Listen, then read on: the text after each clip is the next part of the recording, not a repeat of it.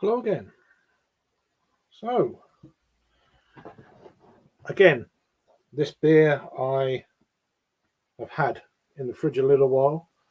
It's a beer from Cloudwater up in Manchester and UCHU Brewing out of Japan.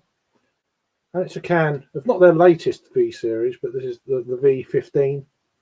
They've just recently brought out the V16, as well as a few birthday beers for Cloudwater. As I've reviewed the other 14 different beers in this series, or this is the second of the more recent extension of the series they brought out. First one was collab with Other Half. Now, with this beer and the beer before, they've done collabs at both breweries. So this is the Cloudwater version. So yeah, double IPA then. This is coming in at 8% ABV. Get this sorted up here. How you doing, Todd? You all right, man? Not too bad. A few live reviews. So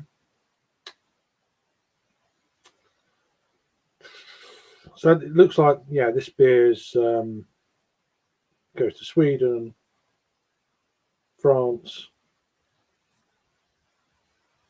etc. So there is a bit of European shipping for this one at least. There probably is for most of them, but what we've got then, it says the next installment of our series of double IPA sees us team up with Masters UCHU, I think it's something like that, brewing from Japan, putting our own twist on their limit break techniques.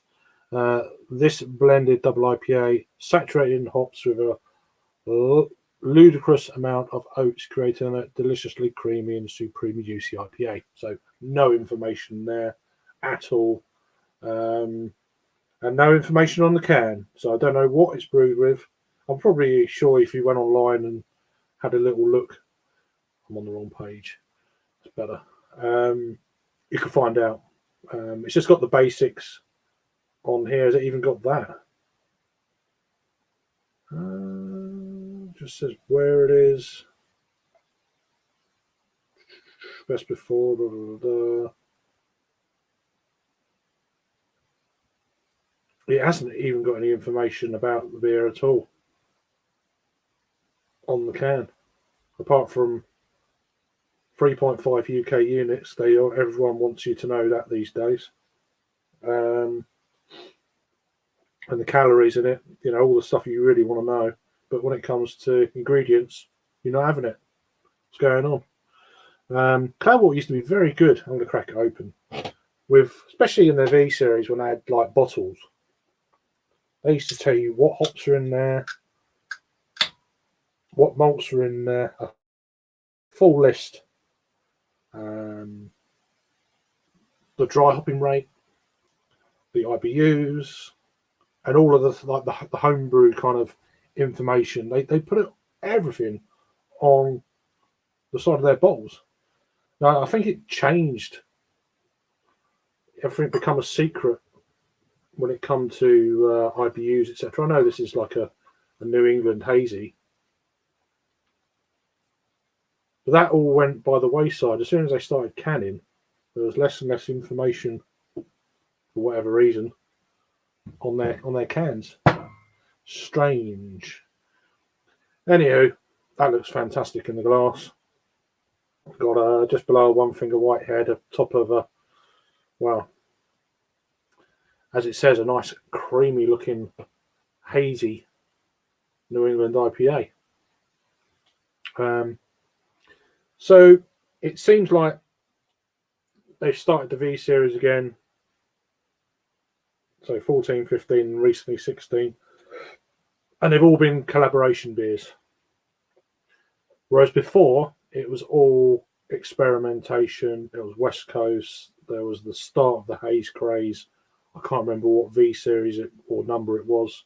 I think it was number 3. I think that's when it started to. I can't remember exactly. I've got a playlist somewhere. So if you type in Cloudwater V series, there is an actual playlist. Anyhow, back to this. Let's get a nose on it then.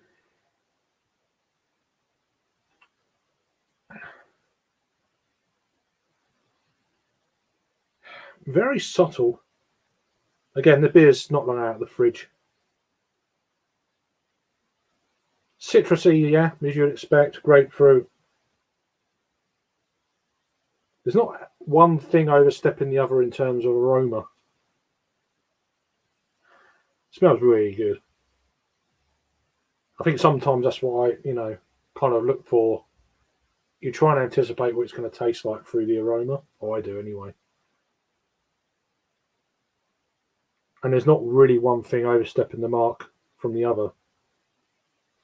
So in my head, I'm thinking, oh, that could be kind of a nice mouthfeel, really kind of well put together beer.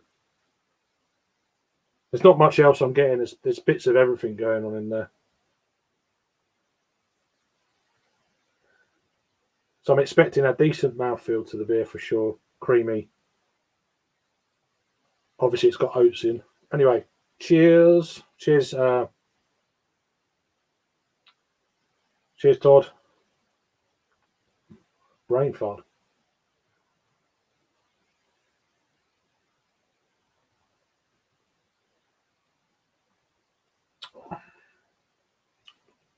Wow. I can't remember when this actually came out. It might have been a couple of months ago now. That's ridiculously easy drinking for 8%.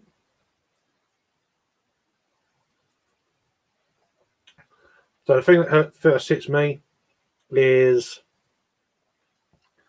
it's got some really kind of strong citrus vibes to it. A little bit drying towards the back end. Not boozy, just real strong hop flavours, Gives you that impression that, yeah, body-wise is like an upper end of a medium on this one. That's the only little bit of information I'm getting that's telling me it's a double IPA. That, and sometimes you can just tell, it's a little bit gloopy, it's a kind of, I've had some double IPAs, they're quite thin looking, but this has got a little bit of that gloopiness going on about it. It's an interesting one. Pour the rest of this in. I've never heard of the other brewery, incidentally. UCHU brewery, they're out of Japan, apparently. Never had nothing from them. Obviously, when they've been touring around doing beer festivals, I would imagine that's when a lot of the time these breweries do the collaborations. I know recently there's been a lot of Australian collaboration beers. You don't get their beers, but the collaboration beers you can get. Back to this one. Yeah, the mouthfeel in this is amazing. There is a kind of a creaminess to it, like oaty creaminess. Just very lacking on information of what is actually in this beer, which is really a shame. I mean, I'm sure if I Google stuff, I could get more information, but let me just show you what it says on Untapped. I think I've read it already, but we'll go there anyway. Just go to present. So I'll be back in a second. I'll be able to see the screen, of course.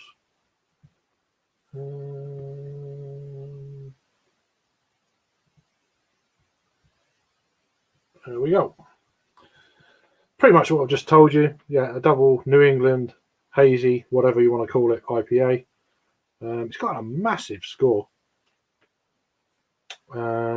So 4.27. I mean, I don't rate beers on my actual video part reviews anymore. So if you want to know what I actually think about it, then you'll have to check my Untapped. But it's had over 3,000 check-ins. So 2,631 ratings, so 4.27. Not bad, is it? It's like an 8, 9. It's about 8.5 out of 10 on the scale of 1 to 5. Or 1 to 10, should I say. So 8. 8.5. Yeah, about an 8.5 out of 10 over 2,600 plus rating. So, you know, there's not much else it says. Good. I don't want them coming up anyway. So, yeah, I've read that to you already. So, yeah, the V15. Let's have a look, see. So, friends. A lot of people on there. The Royston says a Royston. Should know him then. Saying pineapple mango. So, yeah, doesn't matter. Let me just go to when they actually brought this out. I think it was in November sometime. They brought out a few beers since, of course. So I've got to go to the filter. Just me flapping about here, doing it as I go along, kind of feel.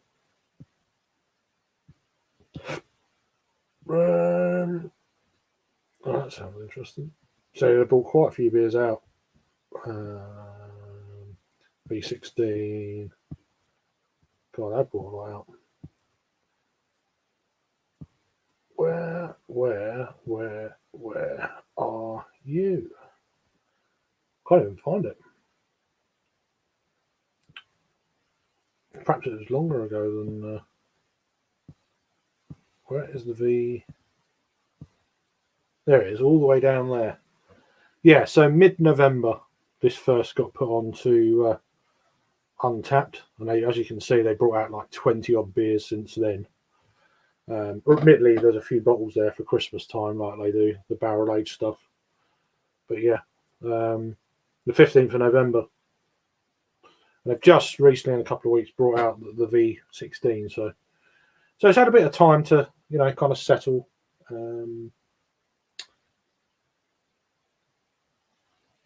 Can on day. I should have just looked at the bottom of the can. 14th, 14th of. And then it was put on Untapped on the 15th. So best before the 14th of May of 2024. So kind of like 6 months. That's about right, I'd say, for an IPA these days. Although hazy beers in cans done properly, sometimes I reckon you could keep them a hell of a lot longer than that. This drink fresh thing, I'm not too sure about that these days. I think certainly with West Coast that are in bottles, but you don't see that sort of thing anymore. Beers generally in cans, I think, it gives it a hell of a lot more longer. And some of these beers can have hot burn. I never experienced it with Cloudwater too much, but there's certainly a brewery that brings out their hype beer every year. Funnily enough, not long ago. They're better after 6 months, I think. But anywho, so that's a bit of back. What do you call it? Information about this beer. So yeah, it's another one to go to the collection. I've got to pick up the V16 at some point. But yeah, back to this then, tasting, see what it's like.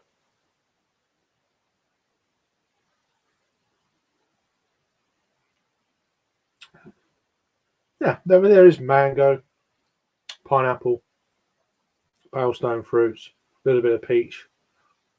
We'll get more of a nectarine orange.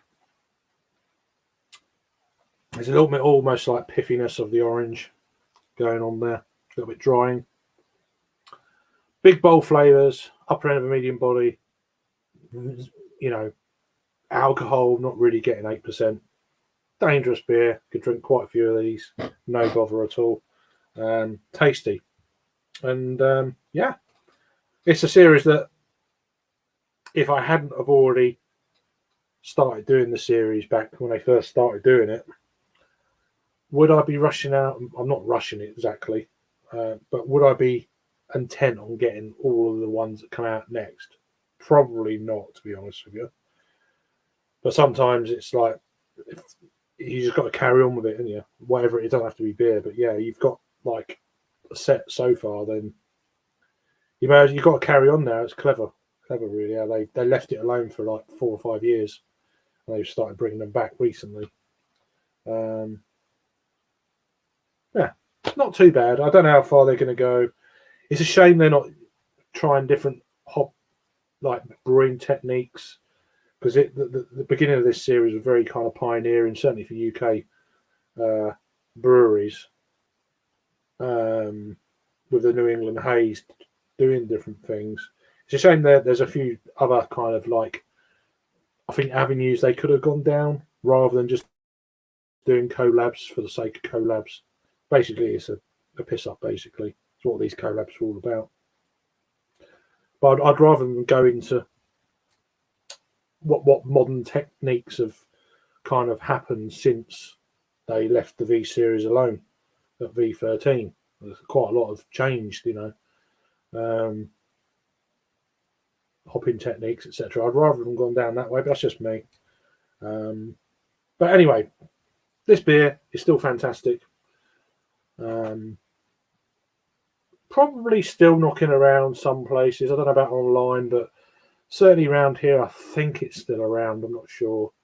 But before you know it, the next one's already out.